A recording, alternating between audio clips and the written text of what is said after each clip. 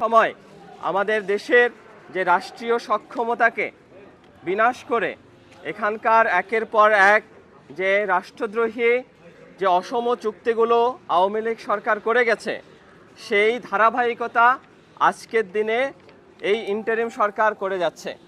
তার অংশ হিসাবে আমরা দেখলাম সর্বশেষ আমাদের যে চট্টগ্রাম বন্দরে যে নিউ মোরিং টার্মিনাল, সেই টার্মিনাল যে একটি বেসরকারি প্রতিষ্ঠানের মধ্য দিয়ে পরিচালিত হতো, যেই প্রতিষ্ঠানকে আওয়ামী লীগ সরকার একটা গোপন চুক্তির ভিত্তিতে নিয়োগ দিয়েছিল এবং তার পরবর্তী সময়ে 2023 সালে এই টার্মিনাল বিদেশিদের হাতে তুলে দেওয়ার এক ধরনের প্রস্তাবনা ছিল। সেটা হলো ডিপি ওয়ার্ল্ড নামে একটা টার্মিনাল হ্যান্ডলিং প্রতিষ্ঠান, আপনারা জানেন। সেই ডিপি ওয়ার্ল্ডকে আওয়ামী লীগ এই টার্মিনালটা হ্যান্ডেলিং করার দায়িত্ব দিতে চেয়েছিল। সেই সময় নানা বিরোধিতার কারণে সেই আওয়ামী লীগ সরকার এটা দিতে পারেনি।